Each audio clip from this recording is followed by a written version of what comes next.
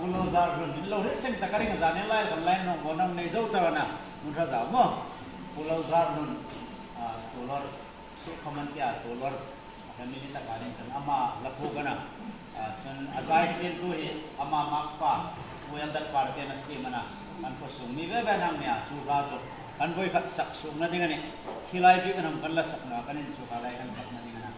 paten ro ko ni ka lak pathin ni la mon tan